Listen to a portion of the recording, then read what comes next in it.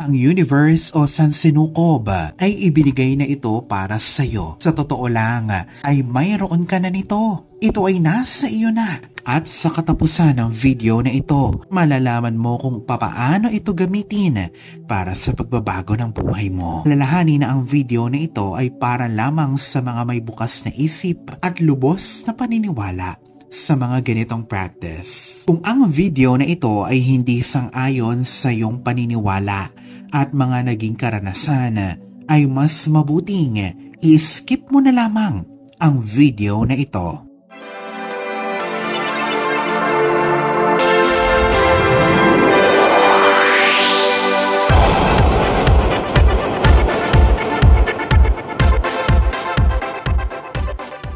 Ang katuruan na ito ay ang siyang magdudulot ng malaking pagbabago sa buhay mo. Naniniwala ako na hindi nagkataon lamang na napadaan sa iyo ang video na ito o matagal ka nang nakasubaybay sa akin. Ang lahat ng pangyayari sa ating buhay ay may dahilan upang mabuksan ang bawat sikretong nakalaan para sa iyo na mula sa sansinukob ay mas maiging pakinggan ng maigi ang bawat sasabihin ko sa video na ito. Ito ay mula sa katuruan ng Budismo at para sa Budismo, ang mga ritual ay esensyal na parte ng buhay ng tao. Ito ay isang significant o malaking parte ng practice ng Budismo simula pa noong panahon ni Siddhartha Buddha. Ang mga ritual ay isang forma din ng lengguwahe na siyang nagpapahayag ng maraming dimensyon ng kondisyon ng buhay ng tao kasama ng relasyon natin sa iba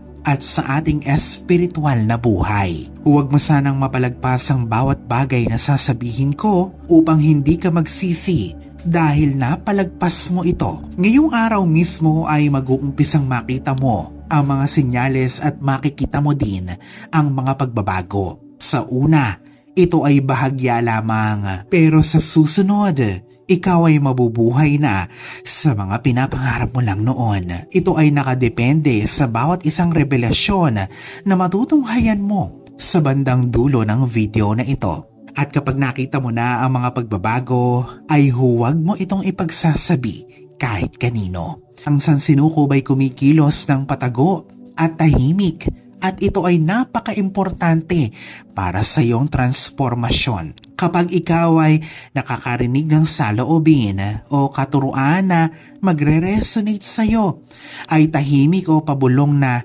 i-affirm mo ito. Sabihin mo, niyayakap ko ito. Kaya naman ang karunungan na ito ay magsisimula na makiisa papunta sa iyong buhay. Ngayong araw ay may ibabahagi ako sa iyong isang nakakamanghang mensahe. Ito ay kayang baguhin hindi lamang ang isang bagay, hindi pati na ang buong realidad mo. Isa itong kayamanan na mula sa kailaliman ng lahat ng iba pang mga karunungan upang mabiyayaan ka ng hindi pangkaraniwang mga bagay. Alam ko na ang buhay ngayon ay napakahirap at ang mga suliranin ay patindi na ng patindi. Pero ngayon ay gusto kong paalalahanan ka na ang daan tungo sa anumang tagumpay ay hindi nawawala at nananatiling matibay. Nakikita ng universe ng sobrang malinaw kung anuman ang nangyayari sa iyong buhay, pati na din ang bawat detalye nito. Nakikita at nadidinig ka nito kahit na akala mo ay walang nakakapansin sa mga pinagdadaanan mo. Pero ang universe ay kumikilos nang hindi natin madalas na napapansin. Ito ay nagpapakita ng mga bagong oportunidad at dapat na yakapin mo ito. Gaano ba kadalas na uubos ang iyong enerhiya sa pag-iisip ng tungkol sa mga bayarin, ang kinabukasan at walang katapusang mga pagsubok? Alam ko ang bigat ng mga pasaning ito. Sa gitna ng maraming responsibilidad, ang paghahanap ng kapayapaan ay tila ba isang imahinasyon na lamang. Ngunit Kalaurel, nais ko na malaman mo na may pag-asa lagi. May liwanag sa dulo ng daan at ang liwanag na yon ay mula sa karunungan ng Budismo. Mag-reflect sa katuruan ni Buddha na ito. Huwag manatili sa nakaraan. Huwag pakaisipin ang kinabukasan. Ituon lamang ang isip sa kasalukuyan o ngayon. Ang Budismo ay tinuturuan tayong mamuhay sa mindfulness at magtiwala sa idudulot na sorpresa sa atin ng bawat araw na may kalinawan at bukas na diwa. Minsan sa buhay, parang tayo ay naglalakad sa isang malawak at masukal na kagubatan. Walang kasiguraduhan na tayo ay patuloy na makakakain at makakainom. Pero kahit na sa masalimuot na kagubatang ito, nandiyan pa din ang sansinukob. Narito na ang aking mga ituturo sa iyo. Kung ngayon ka pa lang sa channel na ito, huwag kalimutang i-like at i-share ang video na ito. Mag-subscribe ka na din at i-click ang bell at all para lagi kang updated sa mga pinakabago nating mga videos patungkol sa pag-akit ng positibong enerhiya na siyang magbabago sa buhay mo. Dahan-dahang ipikit ang iyong mga mata. Kalaurel, ito ay isang malalim at mahalagang mensahe. Isang mensahe ng pag-asa at transformasyon na ipinagkatiwala sa akin ng sansinukob upang ibahagi ito sa iyo. Makinig ng mabuti dahil ang mga misyonaryo ay nagagabayan upang iangat ang iyong realidad na siyang dadalhin ka sa prosperidad at kasaganahan. Habang ikaw ay napapalibutan ng mga pagsubok ngayon, ikaw ay pinipilit kung huwag panghinaan ng loob. Nananatiling matatag ang sansinukob at ang paggabay nito ay hindi kailanman magmamaliw. At ang mga tagapaghatid ng misyon nito sa buhay ay laging nandiyan na siyang nagbibigay solusyon sa mga nag-aakalang wala na silang pag-asa. Isipin na ikaw ay nasa isang kwarto na nababalutan ng dilim na wala kang makitang ni anumang liwanag. Sunod ay may liwanag na dahan-dahang lumilitaw na siyang nagbibigay tanglaw tungo sa pinto papalabas. Ang pintong ito ang siyang sumisimbolo sa oportunidad para sa prosperidad at kasaganahan. Ang universe ay ginagabayan ka punta sa pintuang ito. Yakapin ang transformative na puntong ito. Marahil ikaw ay ginawa mo na ang lahat-lahat. Ngunit hindi ka pa din nakakawala sa paulit-ulit na cycle ng kawalan at pagkabigo. Sa kabila ng pagsusumikap at pagsisipag, ay tila ba may humahad lang sa iyo papunta sa buhay na siyang pinapangarap mo. Kaya ngayon ang sansinukob ay may espesyal na katuroang inilaan para sa iyo. Ito ay iniimbitahan kang magpanatili ng pananampalataya. Madalas nakatuon lamang tayo sa mga malalaking achievements at mga matatayog na aspirasyon na siyang nagdudulot sa atin para makaligtaan ng mga oportunidad sa araw-araw para sa mindfulness at dedikasyon na nagpapakita. Ang pag-reflect sa karunungan ni Buddha, nauunawaan natin na ang pagpapanatili ng mindfulness sa maliliit na kilos o aksyon, ito mismo ang nagdadala sa atin sa mas malaking fulfillment sa buhay. Gaya nga ng naituro ni Buddha, kapag sinindihan mo ang lampara ng iba, ay maliliwanagan din ang sarili mong landas. Tumigil ng isang sandali upang mag-reflect gaano ka na ba katagal na nakatuon sa maliliit na detalye ng iyong buhay. Maaaring ito ay trivial o hindi gaanong kaimportante para sa iyo. Hindi ka masaya sa trabaho o yung interaction mo sa iba. Ang sansinukob ay inoobserbahan ang mga maliliit na pagkilos na ito dahil ito ay refleksyon ng sinseridad ng iyong mga intensyon. Ito ang nanghihimok sa atin upang ipakita na tayo ay katiwa-tiwala kahit na sa maliit na bagay bago pa man tayo makatanggap ng mas malalaking mga responsibilidad. Akapin ang katuroang ito mula sa universe. Sa pamamagitan ng pagpapanatili ng mindfulness sa bawat nating kilos, maipapakita natin na tayo ay handa ng yakapin ang mas malalaki pang mga oportunidad. Ikonsidera ito katulad ng pagpupunla. Ito ay dinidiligan mo at inaalagaan mo at inoobserbahan ang paglaki nito. Kalaunan, ito ay lumalago at namumunga na. Tinitingnan ng sansinukob kung papaano mo pinangangalagaan ang kung anumang ipinagkakatiwala nito sa iyo. At kapag nakita na nito ang iyong kasipagan at pagiging matiyaga, ikaw ay lalo pa nitong bibigyan ng mga biyayang punla. Ito ay mga mas marami pang oportunidad at biyaya. Maging mindful sa pangangalaga ng iyong mga resources at kahit na sa tingin mo ito ay kaunti, ikaw ay maging mapagbigay at tumulong sa mga talagang nangangailangan. Kasunod nito ay pagmasdan kung papaano dodoblehin ito ng universe sa mga hindi inaasahang paraan. Maging masipag sa iyong mga naumpisahan kahit na ito ay iba sa mga naging aspirasyon mo. Gawin mo ang iyong trabaho ng may kasipagan at buong responsibilidad dahil ginagantimpalaan ng sansinukob ang mga hindi sumusuko. Inilalagay ka ng universe sa mga pagsubok upang gawin kang mas matatag at maging handa sa buhay at sa mga malalaking biyaya. Ipinapahintulot ka din sa mga pagsubok upang mas mapagtibay mo pa ang sarili mong paniniwala at pananampalataya. Bago pa niya ipakita sa iyo ang mga mas malalaking oportunidad, pinapagtibay ka ng sansinukob upang mas mapanghawakan mo pa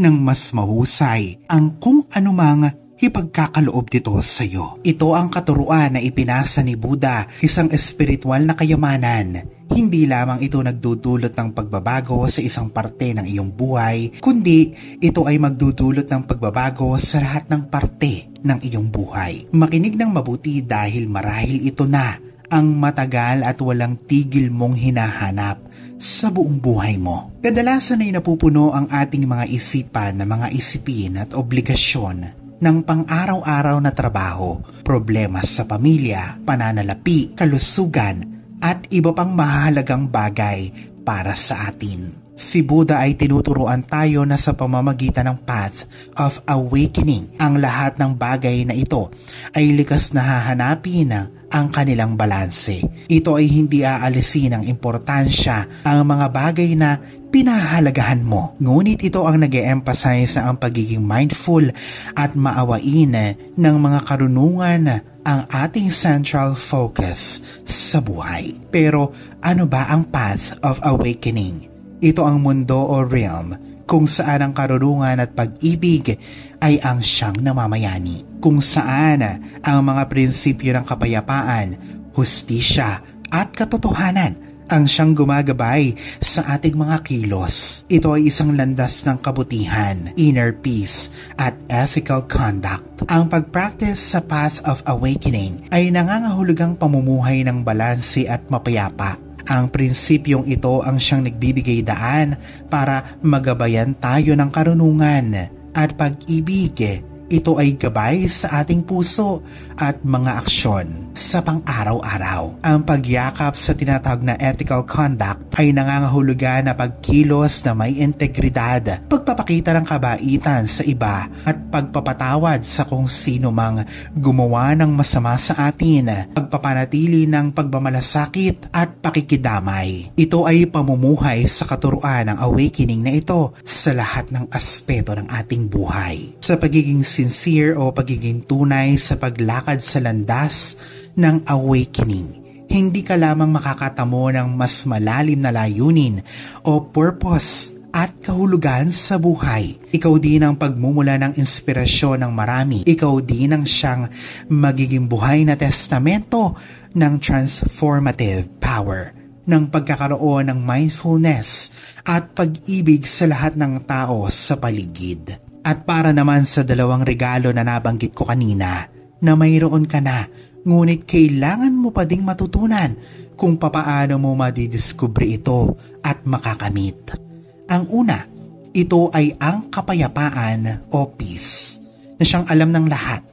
Ang pag-unawa dito ay walang katulad. Ito ay isang yaman, isang biyaya na nagbabago sa kabuuang eksistensya natin sa mundo. Imaginin mo na lamang na mag-uumpisa sa isang araw na puno ka ng kapayapaan sa iyong puso at yung alam mo na ano man ang mangyari sa iyo, away ligtas.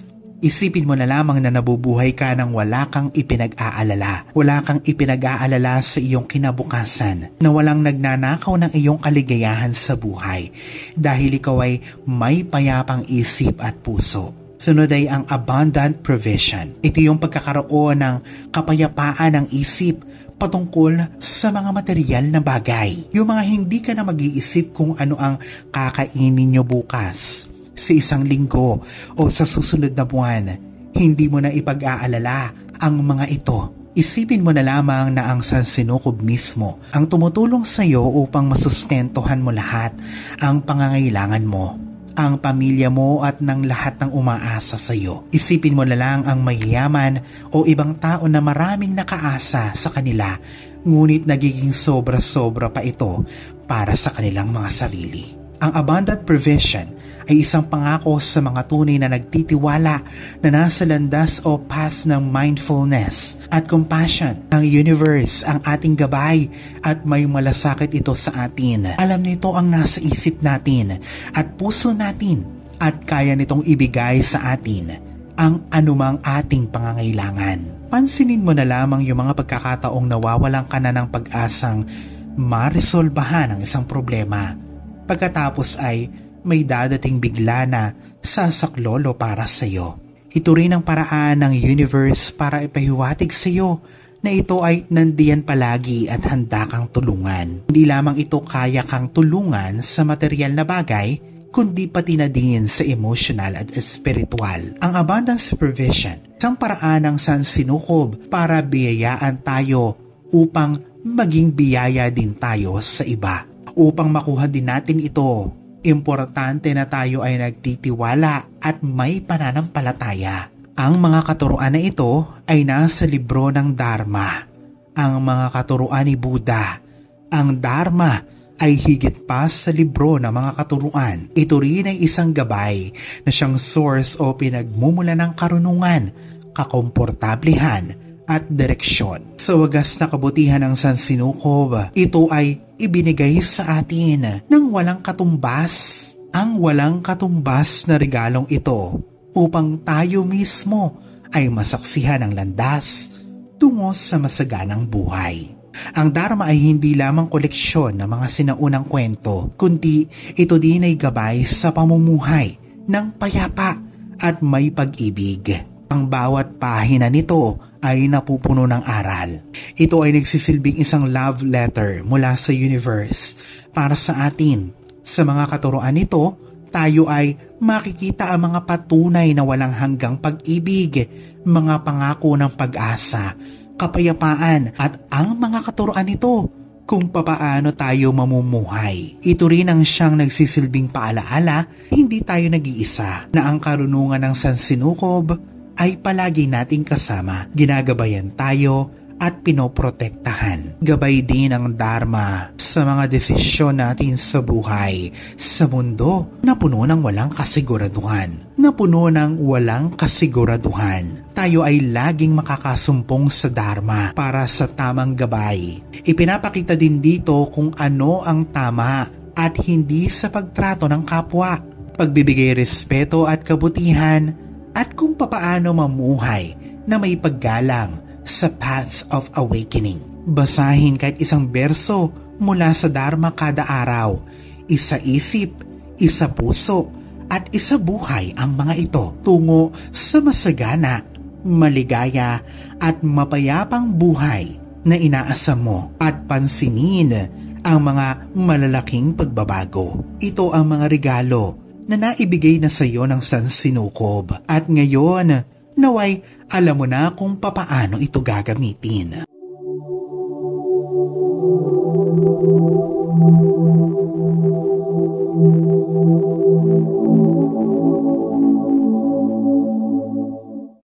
Alalahanin na sa poong may kapal pa din, nagmumula ang lahat ng pagpapala, ang kasipagan at ang kabutihan sa ating kapwa, kasabay ng buo mong pananalig sa may kapal, ang siya pa rin na dapat ay manaig.